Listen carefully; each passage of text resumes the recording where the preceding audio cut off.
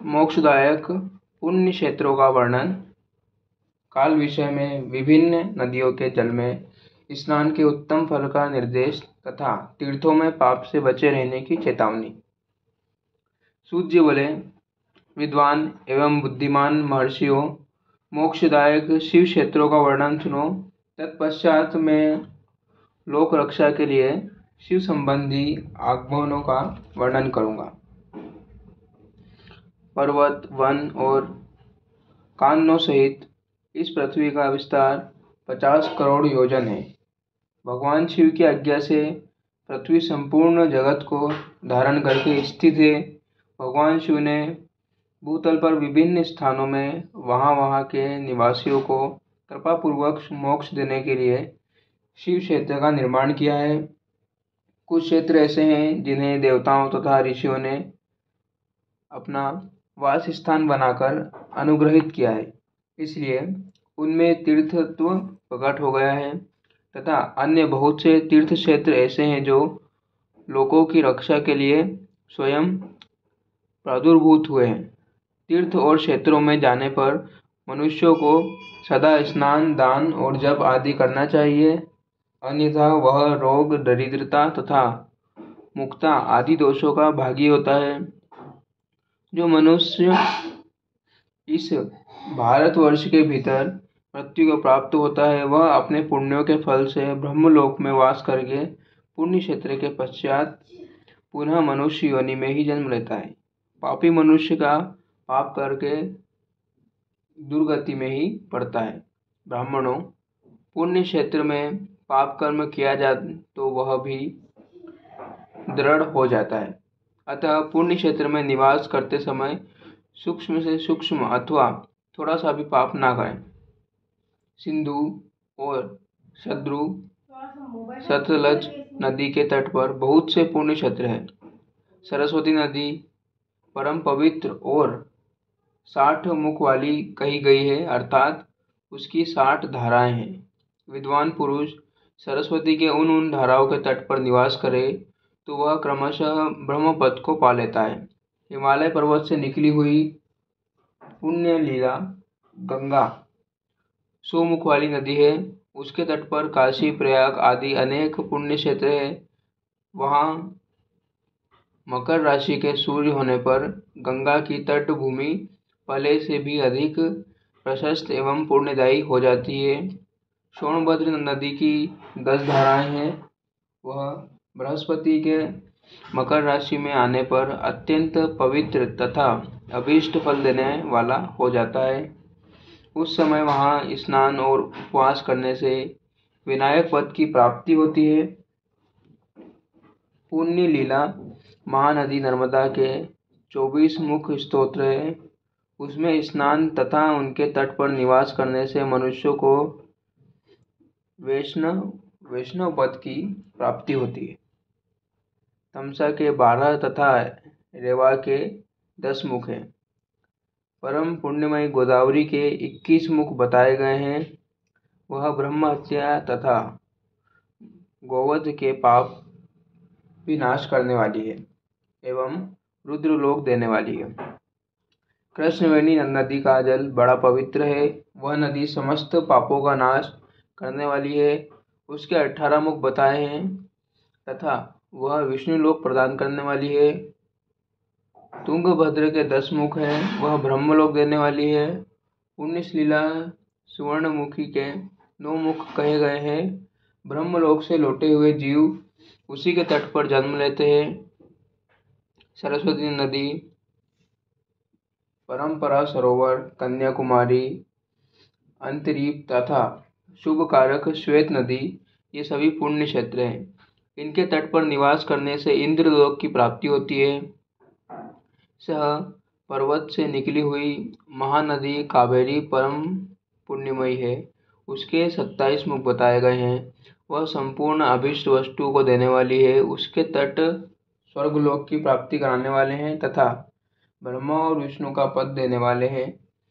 कावेरी के जो तट क्षेत्र हैं वे अभीष्ट फल देने के साथ ही शिवलोक प्रदान करने वाले हैं। नैमिषारण्य तथा बद्रिकाश्रम में सूर्य और बृहस्पति के मेष राशि में आने पर यदि स्नान करें तो उस समय वहाँ किए हुए स्नान पूजन आदि को ब्रह्मलोक की प्राप्ति कराने वाला जानना चाहिए। सिंह और कर्क राशि में सूर्य की संक्रांति होने पर सिंधु नदी में किया हुआ स्नान तथा केदार तीर्थ के जल का पान एवं स्नान ज्ञानदायक माना गया है। जब बृहस्पति सिंहर्षा में स्थित हो उस समय सिंह की संक्रांति से युक्त भाद्रपद मास में यदि गोदावरी के जल में स्नान किया जाए तो वह शिवलोक की प्राप्ति कराने वाली होती है। ऐसा पूर्व काल में स्वयं भगवान शिव ने कहा है। जब सूर्य और बृहस्पति कन्या राशि में स्थित हो तो यमुना और सोनभद्र में स्नान करें। वह स्नान धर्मराज तथा गणेश जी के लोक में महान भोग प्रदान करने वाला होता है। यह महर्षियों की मान्यता है कि जब सूर्य और बृहस्पति तुला राशि में स्थित हो उस समय कावेरी नदी में स्नान करें। वह स्नान भगवान विष्णु के वचन की महिमा से संपूर्ण अभीष्ट वस्तुओं को देने वाला माना गया है।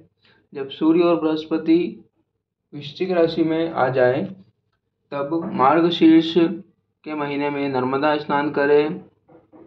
इससे श्री विष्णु लोक की प्राप्ति होती है। सूर्य और बृहस्पति धन राशि स्थित होने पर सर्वमुखी नदी में किया हुआ स्नान शिवलोक प्रदान करने वाला है, जैसा कि ब्रह्मा जी वचन करते हैं।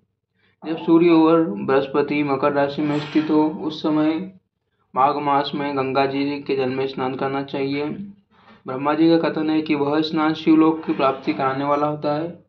शिवलोक के पश्चात ब्रह्मा और विष्णु के स्थानों में सुख भोगने पर अंत में मनुष्य को ज्ञान की प्राप्ति होती है।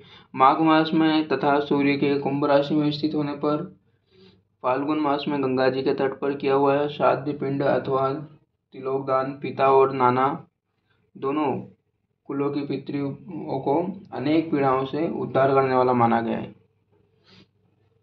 सूर्य और बृहस्पति जब मीन राशि में स्थित हो तब कृष्णवेणी नदी में किए गए स्नान की ऋषियों ने प्रशंसा की है। उन महीनों में पूर्व तीर्थों में किया हुआ स्नान इंद्र पद की प्राप्ति कराने वाला होता है। विद्वान पुरुष गंगा अथवा कावेरी नदी आश्रय लेकर तीर्थ वास करें। ऐसा करने से तत्काल किए हुए पाप निश्चय नाश हो जाते हैं। रुद्रलोक प्रदान करने वाले बहुत से क्षेत्र हैं।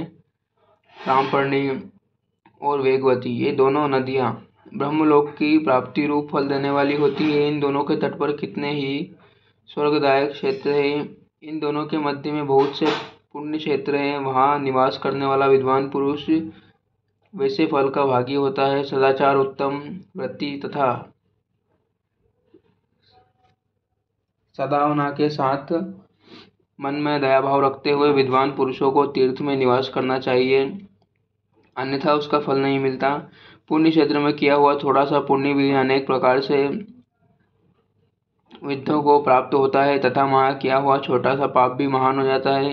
यदि पुण्य क्षेत्र में रहकर जीवन बिताने का निश्चय हो तो पुण्य संकल्प से उसका पहले का सारा पाप तत्काल नाश हो जाता है, क्योंकि पुण्य को ऐश्वर्यदायक कहा गया है। ब्राह्मणों तीर्थवास पुण्य कायिक, वाचिक और मानसिक सारे पापों का नाश कर देता है। तीर्थ में किया हुआ मानसिक पाप वज्र लेप हो जाता है। वह कई कल्पों तक पीछा नहीं छोड़ता।